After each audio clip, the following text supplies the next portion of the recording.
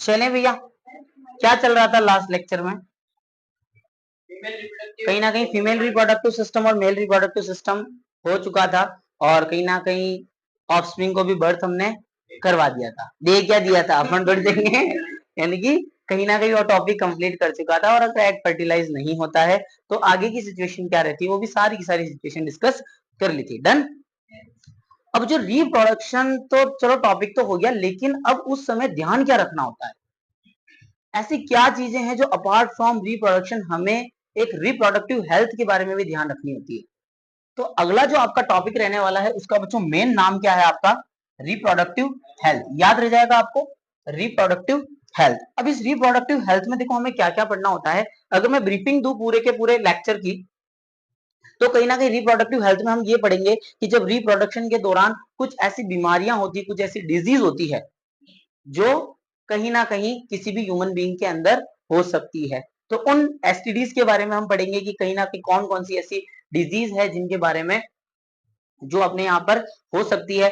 अच्छा, दूसरी चीज कुछ कॉन्ट्रासेप्टिव मेथड्स के बारे में पढ़ेंगे। जैसे कि कई बार क्या हुआ, जहां हमने फीमेल रिप्रोडक्टिव सिस्टम के अंदर देखा था कि एग फर्टिलाइज हो गया, लेकिन हम नहीं चाहते थे कि एग फर्टिलाइज हो, यानी कि हमें प्रेगनेंसी को क्या करना था, अवॉइड करना था, बट स्टिल कहीं ना कहीं एग क्या हो चुका है, फर्टिलाइज हो चुका है। तो उस सिचुएशन में हम क्या करेंगे, हम मतलब उस सिचुएशन में ह्यूमन बींग्स क्या करते हैं, या फिर कुछ ऐसे मेथड्स होते हैं जिससे प्रेगनेंसी को क्या किया जा सकता है, अवॉइड किया जा सकता है। जैसे कि आपका वेरिएंट मेथड हो गया, केमिकल मेथड, सर्जिकल मेथड, और भी 2-3 मेथड्स होते हैं जिनके बारे में पूरे चैप्टर में हम डिस्कस करेंगे पूरे लेक्चर में। बात समझ में आ गई क्या?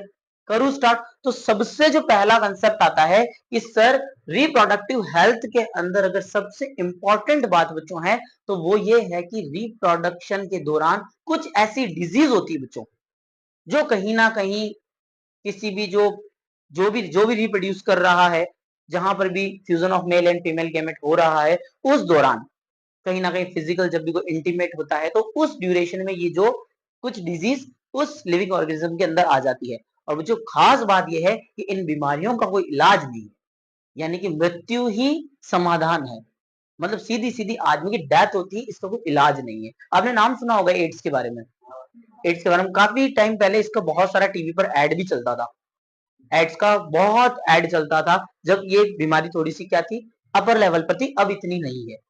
उसका रीजन ये है, अब रीजन समझना है कि ये बीमारी बढ़ी क्यों नहीं, ये जो डिजीज थी वो आगे चल के स्प्रेड क्यों नहीं हुई। क्योंकि बच्चों ये जो डिजीज होती है तब ही स्प्रेड होती है जब ये ओनली सेक्सुअल इंटीमेटेशन, उसी दौरान ये क्या होती है, स्प्रेड होती है, नहीं तो फिजिकल कांटेक्ट से ये बीमारी फैलती नहीं है। तो जब यहाँ पर प्रिकॉशंस लिए गए, बहुत सारे प्रिकॉशंस जब लिए गए, तो कहीं ना कहीं इसको स्प्रेड होने से बचाया जा सका। मेरी बात समझ? बट स्टिल कहीं ना कहीं कुछ ऐसी बीमारी है। हाँ हाँ, वो सारी बातें अपन अभी यहाँ डिस्कस करेंगे, बहुत सारी बातें हैं वो यहाँ अपन डिस्कस करेंगे कैसे होता है। लेकिन बहुत सारी, मैं कह रहा हूँ ना, हमने बहुत सारे प्रिकॉशंस लिए हैं। जैसे किसी बच्चे का सवाल है कि अगर किसी को अगर एसटीडी है, एसटीडी का मतलब होता है सेक्सुअली ट्रांसमिटेड डिजीज, अगर ऐसी कोई एसटीडी है, उसके आगे अगर आपने इंजेक्ट किया और सेम निडल अगर आप दूसरे को अप्लाई कर देते हो तब वो होती है। लेकिन आजकल ऐसा नहीं होता, कोई नहीं करता, निडल को हाथों हाथ तोड़ के फेंक देते हैं डॉक्टर्स।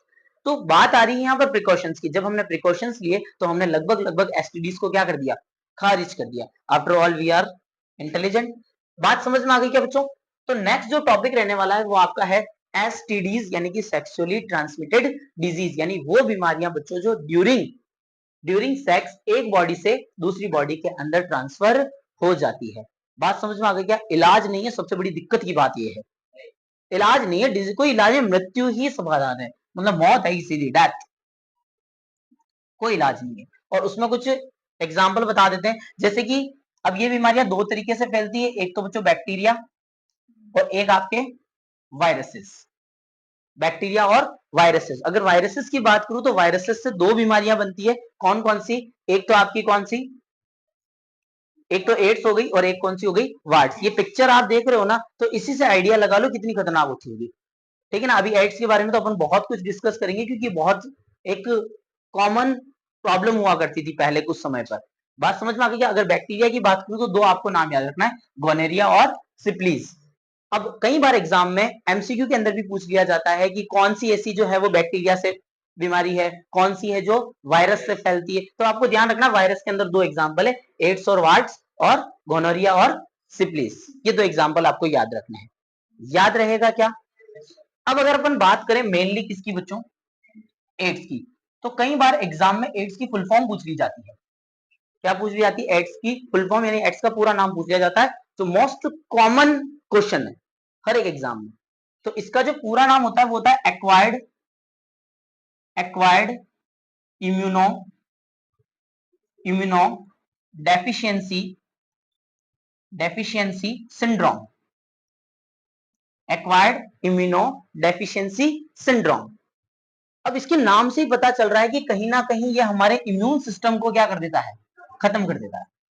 इस आदमी को देखो एक बार, जिस आदमी को देख पा रहे हो तुम लोग, इसको देखो, बिल्कुल ये फ्री है।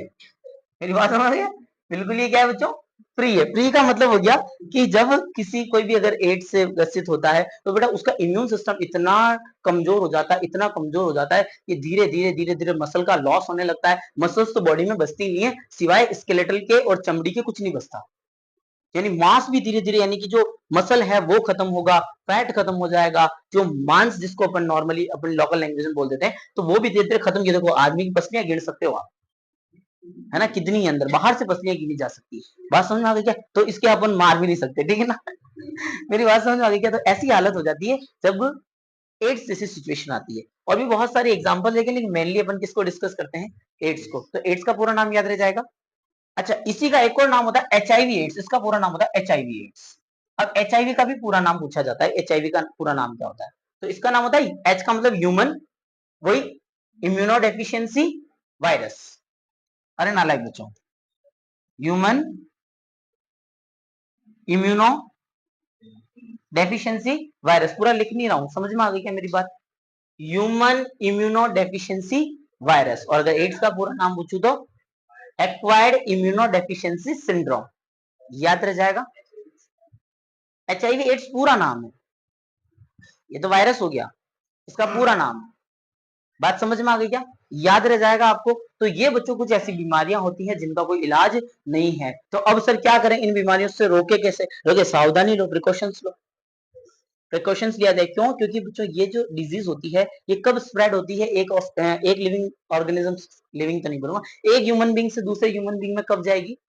जब सेक्सुअली ट्रांसमिट होती है डिजीज, यानी कि ड्यूरिंग द सेक्सुअल इंटीमेटेशन ही ये एक बॉडी से दूसरी बॉडी में ट्रांसफर होती है। दूसरा, कई बार ऐसा होता है कि अगर मदर को एसटीडीज है तो उनके बच्चों में ये ऑटोमेटिक पहुंच जाएगी, ठीक है ना। तो ये भी ध्यान रखा जाता है। दूसरा, जैसे भी एक एग्जांपल है कि कोई अगर इन्फेक्टेड पर्सन है, उसकी अगर निडल, सुई जिसको अपन बोलते हैं, इंजेक्शन, वो उसका दूसरे के किसी के यूज कर लिया तो भी ये बीमारी कहीं ना कहीं स्प्रेड की जा सकती है। मतलब एक ही इलाज है, क्या?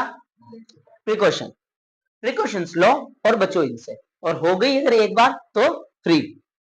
बात समझ में आ गई क्या?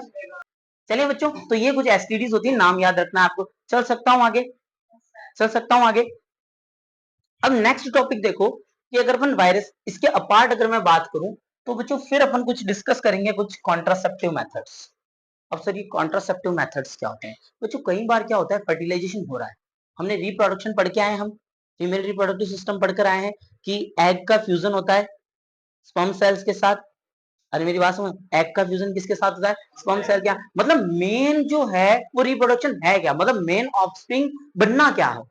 फर्टिलाइजेशन ही तो है। यानी सब हो जाए लेकिन फर्टिलाइजेशन ना हो, सब हो जाए लेकिन फर्टिलाइजेशन ना हो, तो क्या पॉसिबल है ऑफस्प्रिंग का बनना? मतलब जो मेन गेम है ना वो तो यही है ना, fusion of male and female game है। यानी कि अगर किसी को प्रेगनेंसी को रोकना है तो सीधी सीधी बात है, फर्टिलाइजेशन प्रोसेस को क्या कर दिया जाए? रोक दिया जाए किसी भी तरीके से, बाय एनी मीन। और अगर किसी भी तरीके से अगर आप, अरे गधे, अबॉर्शन कहां से आ गए हैं? अबॉर्शन फर्टिलाइजेशन के बाद होता है। मेरी बात समझ में आ गई क्या? हम बात करें टू अवॉइड प्रेगनेंसी, तो बच्चों उन मेथड्स का नाम क्या होता है? Contraceptive methods. इन मेथड्स का यूज करके कहीं ना कहीं प्रेगनेंसी को अवॉइड किया जा सकता है। अब देखो दो तीन मेथड है कॉन्ट्रासेप्टिव मेथड में। जैसे कि पहला मेथड स्लाइड की स्टार्टिंग में ही आपने देखा था, बैरियर मेथड। क्या बच्चों? Barrier method. सेकंड आपने देखा होगा केमिकल मेथड है, अभी अपन बहुत डिटेल में डिस्कस करेंगे। तीसरा मेथड है surgical method. Chemical method, barrier method और सर्जिकल मेथड। अब क्या होता है, वापस सुनना इस बात को कि अगर प्रेगनेंसी अवॉइड करनी है मतलब कि फर्टिलाइजेशन को रोकना है, मतलब फर्टिलाइजेशन को रोकना है। फर्टिलाइजेशन क्या है? Fusion of male and female, मतलब मेल और फीमेल गैमेट मिलना नहीं चाहिए, बाकी सब हो जाए, लेकिन मेल और फीमेल गैमेट क्या नहीं होना चाहिए? मिलना नहीं चाहिए। अगर मिल गया तो प्रेगनेंसी डन, कोई नहीं रोक सकता। मेरी बात सुना, फर्टिलाइजेशन होगा ही होगा। तो बच्चों कौन कौन से ऐसे मेथड्स हैं? तो पहला जो मेथड है बच्चों उसका नाम क्या है? Barrier method. चल सकता हूं मैं आगे? अब देखो बैरियर मेथड्स क्या होता है। बैरियर मेथड मेल में भी होता है और फीमेल में भी होता है। नाम से ही पता चल रहा है, बैरियर, बैरियर मतलब रुकावट, ऑब्स्टेकल्स, यानी कि हमने क्या कर दिया, एक मैकेनिकल बैरियर लगा दिया। किसके किसके बीच में? मेल और फीमेल के बीच में एक बैरियर लगा दिया। बैरियर का मतलब ना तो मेल सेल फीमेल सेल से मिल सकती है, ना फीमेल सेल मेल सेल से मिल सकते है। बीच में क्या लगा दिया हमने? एक मैकेनिकल बैरियर लगा दिया। बात समझ में आ गई क्या? अब मैकेनिकल बैरियर के अंदर अगर मैं बात करूं तो मेल की बात करूं तो यूज ऑफ कॉन्डम।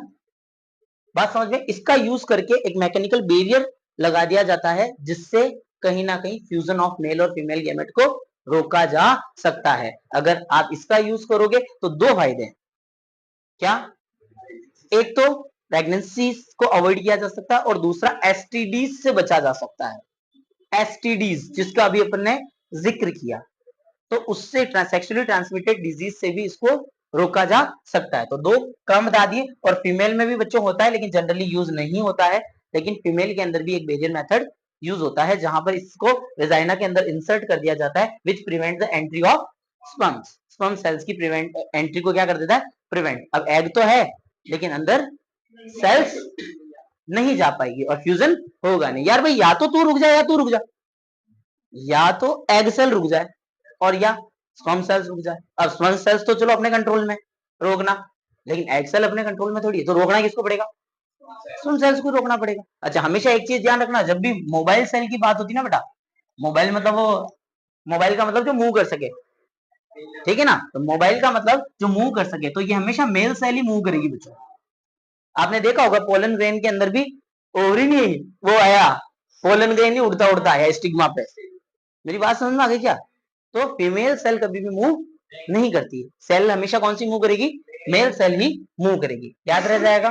तो पहला मेथड कौन सा आ गया बच्चों? बैरियर मेथड, याद रह जाएगा। अगला आ गया आपका केमिकल मेथड।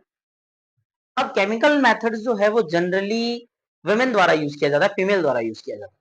केमिकल मेथड्स के अंदर क्या होता है, जनरली अपन बात करेंगे बच्चों ओरल पिल्स की। इसकी ओरल पिल मतलब टैबलेट्स आती है जिसको खा लो। अब उससे क्या होगा? अब कुछ प्री होती है कुछ पोस्ट होती है, सब बता दो सर, सब बता दो। कुछ प्री होती है और कुछ पोस्ट होती है। प्री मतलब, हाँ प्री वर्कआउट नहीं है नालायक हो। हाँ प्री का मतलब इंटीमेट होने से पहले और प्री पोस्ट का मतलब इंटीमेट होने के बाद। बात समझेगा? धड़ल्ले से एडवर्ड चलते हैं इनके, कोई घबराने वाली बात नहीं। अब प्री का मतलब जो पहले है और पोस्ट का मतलब बाद में। कुछ ऐसी ऑरल पिल्स होती है जो फीमेल द्वारा कंज्यूम कर ली जाती है, फीमेल द्वारा कंज्यूम कर ली जाती है। उससे क्या होता है कि फीमेल बॉडी का केमिकल या हार्मोनल इंबैलेंस हो जाता है। समझ आई बात? हार्मोनल इंबैलेंस का मतलब होता है, मैंने आपको फीमेल रिप्रोडक्टिव सिस्टम में ये समझाया था कि कहीं ना कहीं, सुनना मेरी बात, एग रिलीज होगा। अरे एग रिलीज होगा, टाइम कितना उसका? 24 आवर्स। 24 आवर्स तक ही वो सेल सरवाइव करेगा। तो हमने क्या कर दिया, प्री प्री ऑरल पिल क्या करेगी, उस एग के रिलीज को रोक देती, ऊपर नीचे कर देती है। यानी कि वो जो टाइम है ना एग रिलीज होने का, उसको क्या कर देगी? ऊपर नीचे कर देगी, या तो 2-3 दिन डिले कर देगी। अब 2-3 दिन अगर वो एग डिले हो गया रिलीज होना, तो बताओ फर्टिलाइजेशन होगा क्या? फर्टिलाइजेशन पॉसिबल ही नहीं है। स्पर्म सेल्स अगर बॉडी के अंदर ट्रेवल भी कर गए तो भी पॉसिबल नहीं है, क्योंकि वहां से एग ही रिलीज नहीं हुआ। तो इससे क्या होता है बच्चों कि हमारे हार्मोनल बैलेंसेस जो है वो चेंज हो जाते हैं। हार्मोनल जो बैलेंसेस फॉर्म में होते हैं, जहां पर एक रेगुलर वे में मेंस्ट्रुएशन साइकिल हो रहा है, वो मेंस्ट्रुएशन साइकिल ही डिस्टर्ब हो जाता है, क्योंकि एग को ही हम रिलीज होने से रोक देते हैं। तो खुद सोचो, हमने एक नेचुरल प्रोसेस को रोका है।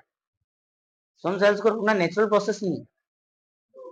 हम तो कहाँ रुकी है, रुकी नहीं हो तो बात समझ में आ गई। लेकिन यहाँ अगर आपने एग सेल को बच्चों रोका है, अगर आपने नेचुरल प्रोसेस को रोका है, तो कहीं ना कहीं इसके क्या होते हैं, फिर साइड इफेक्ट भी होते हैं। तो बच्चों इसको जनरली क्या किया, जनरली क्या करना चाहिए, नाले को मस्ट, शुड नहीं, मस्ट, शुड और मस्ट समझते हो, शुड मतलब चाहिए, मस्ट मतलब करना है, ठीक है ना। तो डॉक्टर के प्रिकॉशंस के बाद ही ओरल पिल्स का यूज होता है, अदरवाइज यूज नहीं होता है।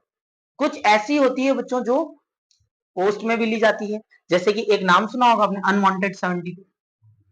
अरे मैं किसी का प्रचार नहीं कर रहा, बस बता रहा हूँ। अनवांटेड 72 ये क्या करती है, ऐसा कहना है, नाम नहीं लूंगा, नाम है। बात समझ में आ गई क्या, ये क्या करती है बच्चों की, कहीं ना कहीं जो सेल्स होती है बॉडी के अंदर, अगर वो फर्टिलाइज हो भी गया तो जनरली उसको क्या कर देगी, ये डेड कर देती है। क्या कर देती है, डेड। लेकिन ध्यान देना ये कितने टाइम के बीच में ली जानी चाहिए, 72 आवर्स के अंदर, यानी कि 3 दिन। लेकिन ध्यान से सुनना, इसके भी क्या है फिर से साइड इफेक्ट है, क्योंकि आपने पूरा का पूरा फीमेल बॉडी का सिस्टम तो चेंज नहीं करा है, मतलब हार्मोन को ही क्या कर दिया है, इम्बैलेंस कर दिया। कितने मेथड्स पढ़ा दिए लाडले बच्चों, 2, कौन कौन से, तुम बहुत तरीके से सुन रहे हो, क्या बात है तुम्हारे, हैं भाई, हैं बहुत तरीके से सुन रहे हो। बाकी 2 दिन तक तो डिजीज कैसे ट्रांसफर होगी,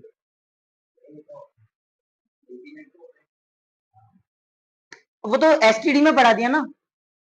अभी टॉपिक क्या चल रहा है, अभी तो ये कॉन्ट्रासेप्टिव मेथड्स टॉपिक चल रहा है, हमने एसटीडीज की बात कर ली है, एसटीडी की तो बात हो चुकी है। एसटीडी का मतलब है कि डिजीज ट्रांसमिट होना, उसको तो एक ही चीज रोक सकती है, यूज ऑफ कॉन्डम। बात समझ में आ गई क्या, बाकी कोई नहीं रोक सकता, या करो मत। बात समझ में आ गई क्या, तो 2 ही चीजें हैं। बात समझ में आ गई क्या, तो कहने का मतलब क्या हुआ बच्चों, अरे समझ में आ गई क्या, तो ये चल रहे हैं कॉन्ट्रासेप्टिव मेथड, कितने बता दिए, पहला बेरियर मेथड, दूसरा केमिकल मेथड, समझ में आ गया। एक अदर मेथड और है, एक अदर मेथड और है बच्चों, सर्जिकल नहीं, सर्जिकल से पहले आता है, उसका नाम है आपका आईयूसीडी, इंट्रा यूटेरिन कॉन्ट्रासेप्टिव डिवाइसेस।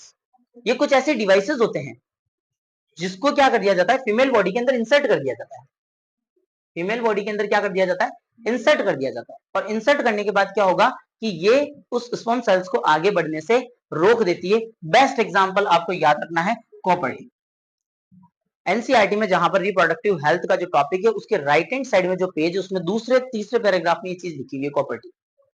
बात समझ में आ गई क्या, इसको क्या कर दिया जाता है, वेजाइना के अंदर, मतलब यूट्रस के अंदर इस तरीके से इंसर्ट कर दिया जाता है। डायग्राम बता दिया मैंने आपको, डायग्राम बताया था, अरे डायग्राम बताया था फीमेल रिप्रोडक्टिव सिस्टम का, ये ऐसा कुछ डायग्राम था, ये यूट्रस की लाइनिंग वगैरह बताई थी। तो वहां पर इसे क्या कर दिया जाता है, इस फॉर्म में इंसर्ट कर दिया जाता है।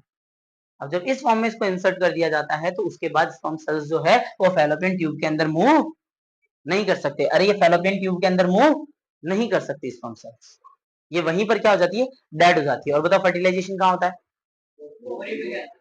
ओवरी के अंदर होने लग गया यार, मैं तो कल तक तो फैलोपियन ट्यूब में हो रहा था फर्टिलाइजेशन, आज से ओवरी में होने लग गया, ठीक है ना। बात सुन रही है तो बात, मैं जब पढ़ रहा था, अभी स्लाइड से बना रहा था, तब तक भी फैलोपियन ट्यूब में ही हो रहा था। बात समझ आ गई है, तो अभी भी किसमें होगा बेटा, फैलोपियन ट्यूब के अंदर ही होगा। और जब फैलोपियन ट्यूब के अंदर जब स्पर्म सेल्स जाएगी नहीं, तो फर्टिलाइजेशन होगा कैसे।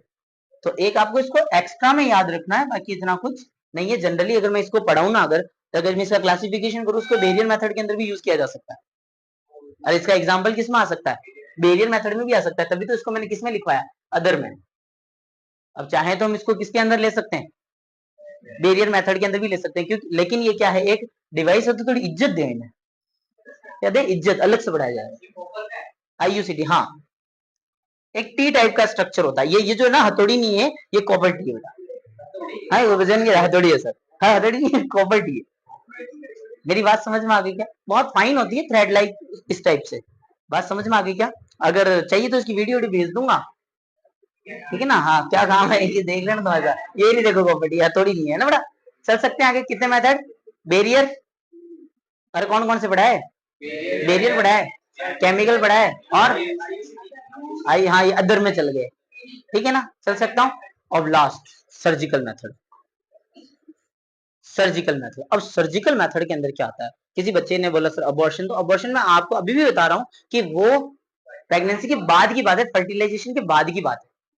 हम यहाँ पर कॉन्ट्रासेप्टिव मेथड होने ही नहीं देना है, पहले की बात है, प्री प्री वर्कआउट को नहीं है, चल सकता हूँ आगे, ये पहले की बात चल रही है कि मतलब रिस्क लेनी वो वाली सीन चल रहा है, ठीक है ना, चल सकता हूँ आगे, अभी अबॉर्शन की बात कर लेंगे। तो जो अगला आता है आपका सर्जिकल मेथड। अब सर्जिकल मेथड क्या होता है जो समझना, नाम से ही बता, बड़ा सर्जरी कर दो, सर्जरी मतलब ऑपरेशन कर दो, ऑपरेशन मतलब डॉक्टर का यूज आएगा, मतलब अपन ये नहीं जा सकते जाके नाम आया बेटा वेसेक्टोनोमी के मेडिकल पे गए बोले मेरी वेसेक्टोनोमी कर दो, अरे तो मेडिकल पे वेसेक्टोनोमी नहीं होती भैया। अरे vasectomy is a name of surgery, लाडले बच्चे ये क्या है, सर्जरी है, इस सर्जरी का नाम है वेसेक्टोनोमी। बात समझना, या कोई चल जाए मेडिकल पे जाकर बोले मेरी ट्यूबेक्टोनोमी कर दो, क्या आ जा ट्यूबेक्टोनोमी करा दे, तो ट्यूबेक्टोनोमी वेसेक्टोनोमी लाडले बच्चों दो ऐसे नाम है जो सर्जरी के नाम है, किसके नाम है बेटा, सर्जरी के नाम है। अब वेसेक्टोनोमी में क्या होता है, देखो वेसेक्टोनोमी की स्पेलिंग जब आप पढ़ोगे ना तो आगे आपको 3 वर्ड में मिलेगा वास, और ये वास डिफरेंस किसमें थी, मेल में या थी या फीमेल में थी, वास डिफरेंस किसमें थी, मेल में थी। तो इसमें क्या होता है कि ये जो वास डिफरेंस आपको दिख रही है नालायक बच्चों, यहां से टेस्टिस से किसका फॉर्मेशन हुआ, स्पर्म सेल्स का फॉर्मेशन हुआ, और स्पर्म सेल्स ये इस तरीके से जा रही थी, यूरेथ्रा के अंदर से होती हुई जा रही थी। बस हमने बीच में ही क्या लगा दिया, इसमें कट लगाया, मोड़ा, बांधे ले, अब सुन दुख तो होगा नालायक, ऑपरेशन कर दे, ऑपरेशन होता है इसका, बेहोश करते हैं क्या, जाते काट दिया, ऐसा थोड़ी होता है। सुनना मेरी बात, सुन लो मेरी बात बेटा, सुन लो लाडलो। अब यहां से स्पर्म सेल्स का फॉर्मेशन तो हुआ, फॉर्मेशन भी होगा, स्पर्म सेल रिलीज भी होगी, लेकिन यूरेथ्रा से बाहर नहीं आएगी। बात समझ में आ गई क्या, यानी कि बताओ जब आई नहीं, जब स्पर्म सेल बाहर ही नहीं आई तो फीमेल बॉडी की तो बात ही छोड़, मेरी बात सुन। तो वैसेक्टोनोमी बच्चों किसमें करवाई जाती है, क्या लिखा हुआ है यहाँ पर, removal of small portion of vas deferens, थोड़ा सा पोर्शन वहां से काटा और काट के थ्रेड कर दिया। मेरी बात समझ में आ गई है, नॉन नॉर्मल प्रोसेस है, बहुत नॉर्मल प्रोसेस है, मेरी बात समझ में आ रही है क्या, हाँ बेटा कुछ सवाल आ रहा है लाडले बच्चे का। तो ये जो मेथड होता है, अगर अपन बात करें कॉन्ट्रासेप्टिव मेथड, तो बेटा ये परमानेंट है, मतलब मूड पे डिपेंड नहीं है, करा दिया तो करा दिया, वापस खुला देंगे, दागी तो है, तो ऐसा कुछ नहीं होता, ये क्या है, परमानेंट होते हैं। तो कहीं ना कहीं अपन ये कह सकते हैं परमानेंट होते हैं। बात समझ में आ गई क्या, वैसेक्टोनोमी, लेकिन जनरली ये करवाई नहीं जाती है। हमारा देश इंडिया पुरुष प्रधान देश है, बात समझ में आ गई क्या, हाँ अपने यहाँ मतलब राजाओं की चली है, बात समझ में आ गया। तो कहीं ना कहीं जब भी ऐसी कोई भी बात आती है ना तो हम किस पर डाल देते हैं, फीमेल पर डाल देते हैं, हम क्यों कराएं, तय करो, बात समझ में आ गई क्या। तो फीमेल कैसे कराएगी वेसेक्टोनोमी, क्या हमारा वास डिफरेंस नहीं है, हाँ तो बेटा तुम सुनना मेरी बात, तो फिर कहीं ना कहीं हम ट्यूबेक्टोनोमी करते हैं, क्या बच्चों, ट्यूबेक्टोनोमी, वेसेक्टोनोमी किसमें होती है। अब ट्यूबेक्टोनोमी के अंदर क्या होता है, क्लास में आ जाना, ट्यूबेक्टोनोमी के अंदर क्या होता है बेटा, ये जो तुम्हारी फैलोपियन ट्यूब है, इस फैलोपियन ट्यूब के अंदर कट लगा दिया जाता है, फैलोपियन ट्यूब के अंदर कट लगाया, और वही चीज फैलोपियन ट्यूब के अंदर टाइड एंड कट, उसको क्या कर दो, कट कर दो और टाई कर दो। बात समझ में आ रही क्या, चल सकता हूं आगे, डन। तो ट्यूबेक्टोनोमी की अगर अपन बात करें तो ये फीमेल बॉडी में होती है, जहां पर उनकी फैलोपियन ट्यूब के अंदर ओविडक्ट के अंदर एक कट लगाया जाता है, और कट लगाने के बाद उसको इस तरीके से टाइट कर दिया जाता है। मेरी बात समझ में आ गई क्या। अब बेटा एग तो रिलीज होगा एज यूजुअल, सब प्रोसेस होगा, सब होगा, लेकिन भाई जाएगा आगे रास्ता बंद, वही मर गया। मेरी बात समझ आ गई क्या, तो सम सेल्स ट्रैवल तो करेंगे मेरी बॉडी के अंदर, लेकिन वही डेड हो जाएंगे। तो क्या फर्टिलाइजेशन पॉसिबल है बच्चों, तो इंडिया के अंदर ये ही करवाई जाती, ये ही करवाई जाती, वैसेक्टोमी नहीं, ट्यूबेक्टोमी, मेल में नहीं, फीमेल के अंदर ही करवाई जाती है। कब करवाई जाती है बताओ जरा एक बार, ये तब करवाई जाती है जब हमें कहीं ना कहीं एक स्टेबिलिटी आ जाती है, बस गणे बच्चे दो ही अच्छे, बच्चे दो ही अच्छे, उस स्थिति में फिर क्या करवा दी जाती है, ट्यूबेक्टोनोमी करवा दी जाती है, ताकि आगे चलकर एग क्या ना हो, फर्टिलाइज ना हो। मेरी बात समझ में आ रही है बच्चों या नहीं आ रही? पक्का? तो ये आपका कौन सा मेथड हो गया? Surgical method. कितने मेथड बढ़ा दिए मैंने? 3 मेथड बढ़ा दिए। सबसे पहले बैरियर मेथड बढ़ाया, बैरियर कर दो। उसके बाद केमिकल मेथड बढ़ाया, उसके बाद अदर मेथड में वो, ठीक है ना? हाँ बिल्कुल बिल्कुल, ठीक है। उसके बाद हमने सर्जिकल मेथड पढ़ा दिया। मेरी बात समझ में आ गई क्या? तो इन मेथड से आप प्रेगनेंसी को क्या कर सकते हो बच्चों? अवॉइड कर सकते हो। लेकिन अब सुनना मेरी बात कि सर अवॉइड तो कर लेंगे, लेकिन कुछ लोग क्या करते हैं, ये कहानी समझना, ये अबॉर्शन वाली कहानी जो बच्चे कह रहे थे कि तुमने अवॉइड नहीं किया, ध्यान नहीं दिया, प्रिकॉशंस नहीं लिए और प्रेगनेंसी हो गई। लेकिन अब क्या है, अब हम क्या चाहते हैं कि उसको सस्टेन नहीं करना चाहते, हम चाहते हैं कि ऐसा कुछ ना हो। लेकिन उस समय मैं जब आपको पढ़ा रहा था फीमेल रिप्रोडक्टिव सिस्टम, तब मैंने आपको बताया था क्या ये लीगल है? बिल्कुल ये लीगल है, लेकिन कब तक? जब तक वो बच्चा कंप्लीट एक लाइफ ना बन जाए। हाँ, तब जब तक वो एक लाइफ ना बन जाए तब तक तो ये लीगल है। मेरी बात समझ में गया? लेकिन उसके बाद क्या है, ये इलीगल है। मेरी बात समझ में आ गई क्या? यानी कि अबॉर्शन जो है पर्टिकुलर एक टाइम तक तो क्या है बच्चों? लीगल है, लेकिन उसके बाद क्या है? इलीगल है। तो फिर ये हथकड़ियां क्यों बना रखी है? क्यों ये इस तरीके से? तो बेटा ये स्ट्रक्चर दिख रहा है आपको? हाँ। अब ये क्या कर दिया जाता है, हमारे इंडिया में पहले एक बहुत क्या कहते हैं, इविल प्रैक्टिसेस जानते हो आप लोग? इविल मतलब कुछ कुरीतियां थी हमारे इंडिया के अंदर, जहां पर क्या होता था कि जब एक बॉय और गर्ल की बात होती थी, थोड़ा सा एसएसटी की तरफ अपन रुक करते हैं, बॉय और गर्ल की बात होती थी, तो गर्ल चाइल्ड के बर्थ पर थोड़ा सा सोचते थे लोग, गर्ल चाइल्ड का बर्थ नहीं होना चाहिए, ऐसा सोचा जाता था। अब रीजन जो भी हो कि पहले के टाइम पे दहेज वगैरह चलते थे, मतलब बहुत सारी चीजें, लड़का होगा तो दहेज लेके आएगा, गाड़ी घोड़े लेके आएगा, मतलब पुरानी प्रैक्टिसेस की बात कर रहा हूँ मैं, जो बहुत पुरानी टाइम की बात। उस टाइम पर क्या कर दिया जाता था, अगर पता चल जाता था कि किसी फीमेल का बर्थ होने वाला है, किसी गर्ल चाइल्ड का बर्थ होने वाला है, तो उसको क्या कर दिया जाता था? अबॉर्ट कर दिया जाता था। क्या कर दिया जाता था बच्चों? अबॉर्ट कर दिया जाता था, यानी कि उसे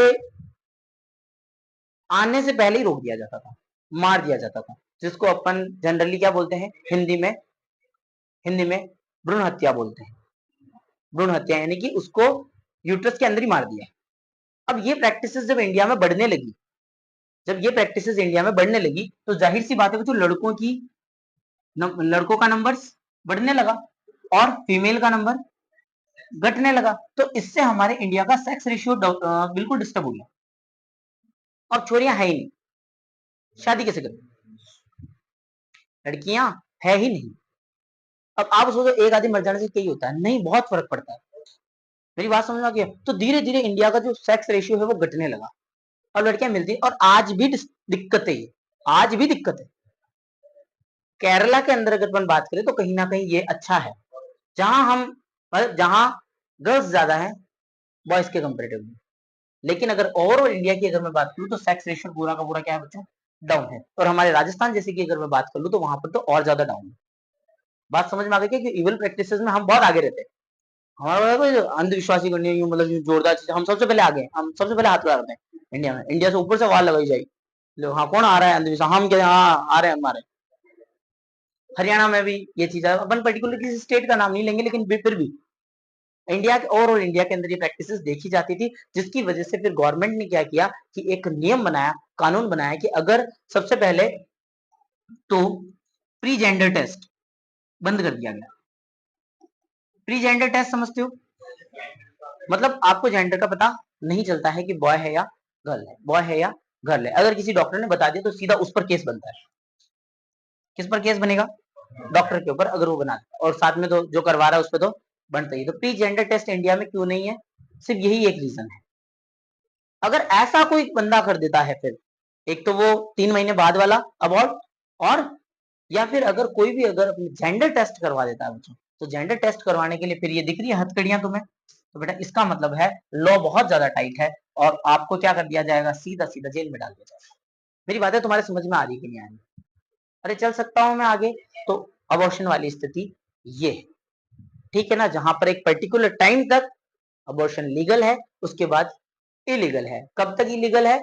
जब उसके अंदर क्या आ जाए बच्चों, उस एम्ब्रियो के अंदर जब लाइफ आ जाएगी, यानी कि उसको as a living being create करने, हम सॉरी, उसको एक लिविंग बीइंग जब हम मानने लग जाएंगे, उस स्थिति में उसके बाद उसको अबॉर्ट नहीं किया जा सकता। क्यों? क्योंकि कॉन्स्टिट्यूशन के अकॉर्डिंग अगर मैं चलूं तो हर एक लिविंग बीइंग को हर जीने का अधिकार है, हर एक इंसान को जीने का अधिकार है। तो according to constitution of India यहाँ पर इसको भी जीने का अधिकार है, इसको अबॉर्ट नहीं किया जा सकता। जब तक लाइफ नहीं है तब तक अबॉर्ट किया जा सकता है।